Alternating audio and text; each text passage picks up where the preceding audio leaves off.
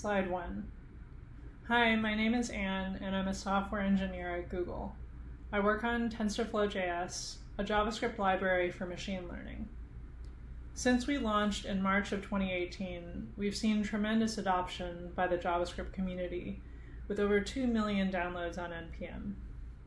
Meanwhile, a distinctive class of machine learning applications has emerged that leverage the unique advantages of on-device computation, such as access to sensor data and preservation of user privacy.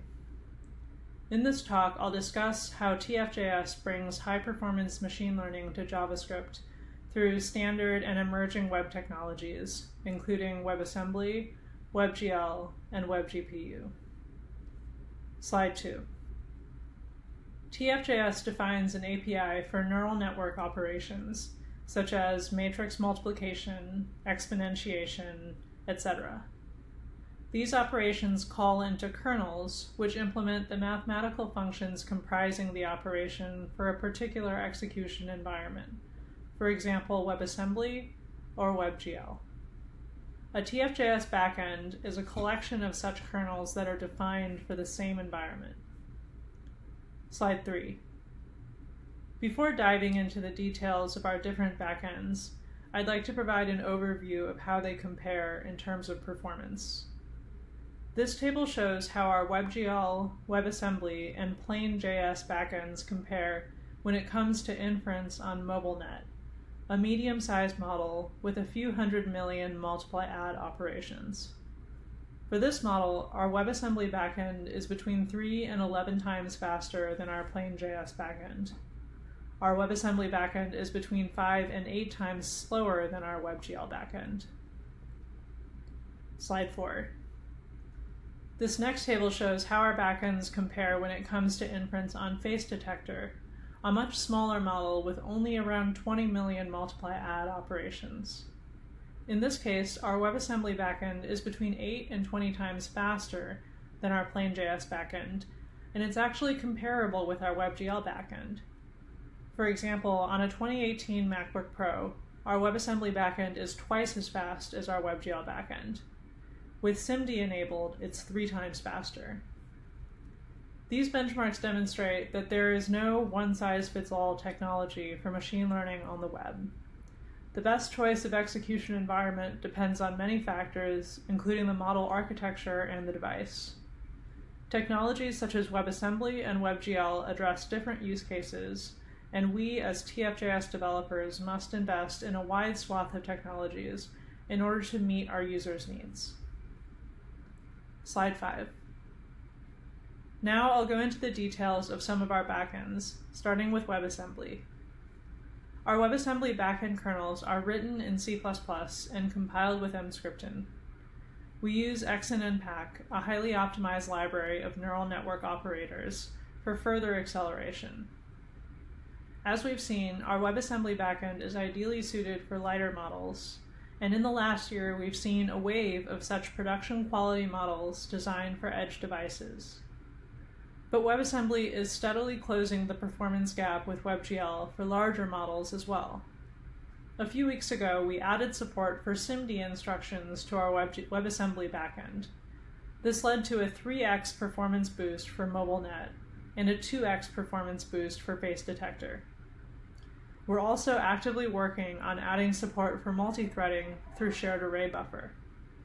According to our internal benchmarks, multi-threading will provide an additional 3x performance boost for MobileNet and 2x performance boost for face detector.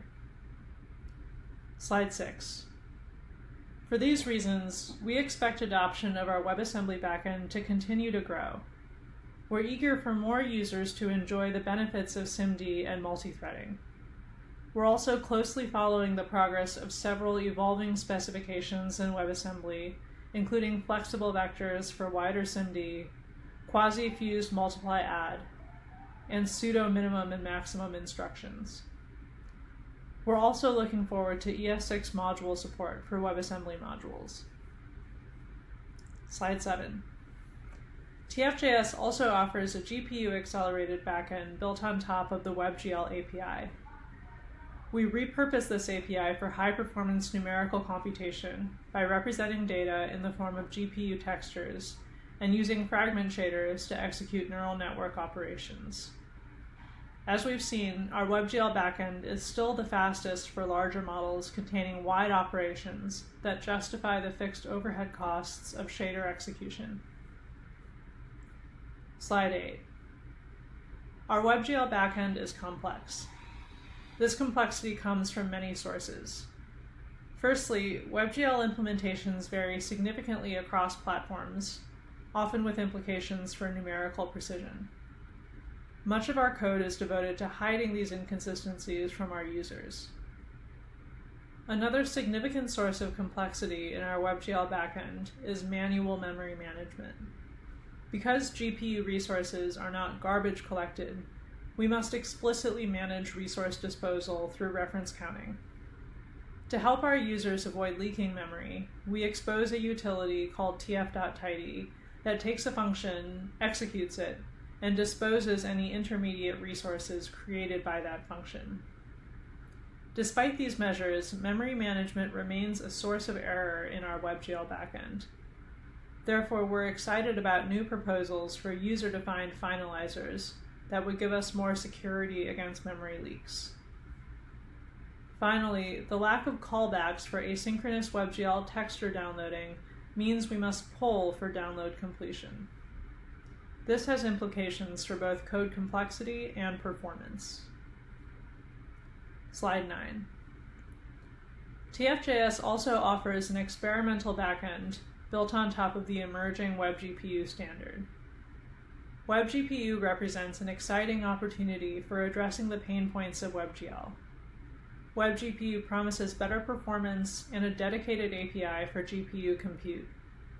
As the successor to WebGL, WebGPU is designed to operate directly with low-level graphics APIs, such as D3D, Metal, and Vulkan. The WebGPU shading language will be directly ingested and will hopefully offer faster shader compilation compared to WebGL. Slide 10. This table shows inference speeds for the POSNet model built on top of the ResNet 50 architecture, a large model with several billion multiply-add operations. These benchmarks demonstrate the reality that WebGPU has not delivered significant out-of-the-box performance gains. However, the technology is rapidly evolving, and we're continuing to track progress closely. Slide 11.